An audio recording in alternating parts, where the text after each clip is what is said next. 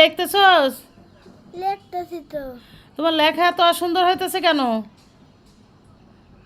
এই যে কত কলা লিখতেছি, কত কলম লিখতেছি, পরে কত খই লিখতেছি, খাতা লিখতেছি, গতে গরু লিখতেছি, গাড়ি লিখতেছি। কেন তোমার কি পড়ালেখা করতে ভালো লাগে না? এত অসুন্দর কেন তোমার লেখা?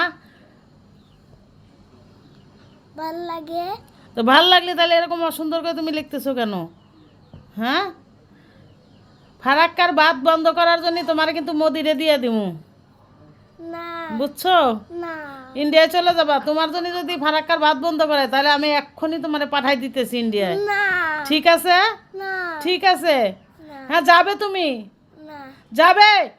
আবার কথা বলো, আবার কথা বলো তুমি। আবার কান্না করে মেয়ে।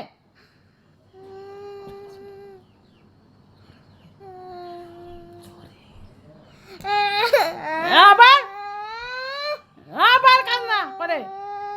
আমি আজকেই তোমাকে প্লেনে পাঠাই দেবো মোদির কাছে। তাতে যদি ফারাক্কার বাদ বন্ধ করে, তিস্তার বাদ বন্ধ করে, সেটা আমাদের জন্য ভালো। তুমি যাও, ইন্ডিয়া যায় থাকো, পড়ালেখা করার দরকার নাই।